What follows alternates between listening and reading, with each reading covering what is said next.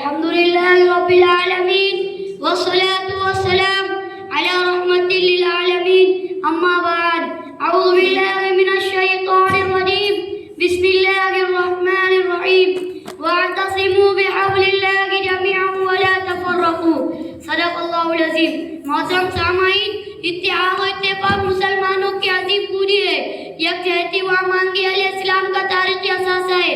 باہمی میل و محبت ملت اسلامیہ کا قابل قدر سرمایہ ہے اور اتنا ہی نہیں بلکہ اقوام عالم کے عروج ارتقاء میں آپسی روابط و تعلقات کا نمایاں کردار رہا ہے اور ملک و ملت کے تقدم و ترقی میں ہم آہنگی نے رشک انگیز کارنامہ انجام دیا ہے. عصر حاضر میں مسلمانوں کے تنزل و انحطاط کی چند وجوہات میں سے ایک بنیادی وجہ اتحاد و اتفاق کا فقدان اور یکجہتی و یک رنگی کا زوال ہے.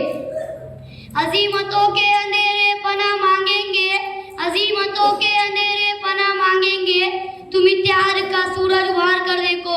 محترم حضرات، اس دور پرفتن میں عالم اسلام کے مسلمانوں کی حالت نہایت افسوسناک انگیز ہوتی جا رہی ہے. ہر طرف سے اہل اسلام پر الغار ہو رہی ہے.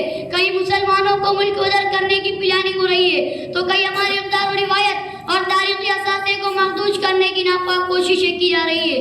فرقہ پرست طاقتیں مسلمانوں کو غلامی و محکومی کی ذلت آمیز آئینی زنجیروں میں جکڑنے کے لیے کوشاں ہے اور مسلمان زندگی کے ہر شعبے میں تنزل و انحطاط کا شکار ہے.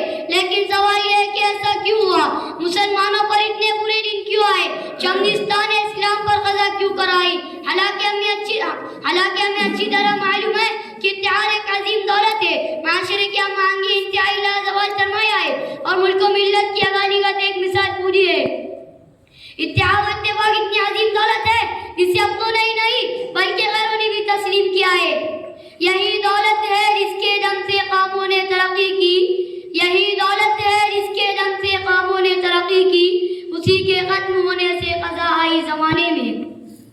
چنانچہ پوری عالمی تاریخ گواہ ہے کہ جب تک مسلمانوں میں اتحاد و اتفاق کی دولت تھی، ہم آہنگی و یکجہتی کا سرمایہ موجود تھا، ملت اسلام میں اختلاف و انتشار سے دور تھی، مسلم معاشرے میں تعصب و عناد، گروہ عصبیت کی کوئی گنجائش نہ تھی، تو اس وقت ہمارا حال یہ تھا کہ پوری دنیا ہمارے تابع تھی، حکومت و سلطنت ہمارے قدموں میں تھی، تخت و تاج پر مسلمانوں کا راج تھا، دریا اور سمندروں پر ہماری قربانی تھی، صحرا و بیاباں مسلمانوں کے زیر نگی تھے، ہماری سطوت قابل دید تھی، ہماری شان و شوکت لائق سر افتخار تھی. اسلامی اقتدار رشک انگیز تھا، مسلمانوں کا اتحاد سبق آموز تھا، ہماری یکجہتی و یکوٹی ضرب المثل تھی، مسلمانوں کے دائرہ کار پوری دنیا پر محیط تھا. مغرب کی وادی میں گودی ازا ہماری، مغرب کی وادی میں گودی ازا ہماری، تھمتا تھا کسی سے سیر روا ہمارا.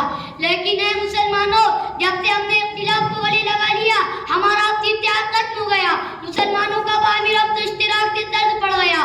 جب سے ہم نے انتشار کو اچھا خیال کر لیا، فرقہ بندی کو معاشرے کا جز سمجھ لیا، اسی وقت سے ہم کار مدلت کی کائی میں گر گئے، محکومی غلامی کی زندگی جینے لگے، ہم خطرات و سازش کے زیر سایہ ہو گئے، بزدلی اور پست حوصلگی نے ہمارا محاصرہ کر لیا، ہماری شریعت و جواب مردی راستہ بن کر رہ گئی، مسلمانوں سے اعظام و یقین کی دولت سلب ہو گئی، ہماری عزت و آبرو کا جنازہ اٹھ گیا، مسلمانوں کے روب و دبدبے کا خاتمہ ہو گیا اور نتیجہ یہ ہوا کہ مسلمان خود اعتمادی سے ہاتھ دھو بیٹھے.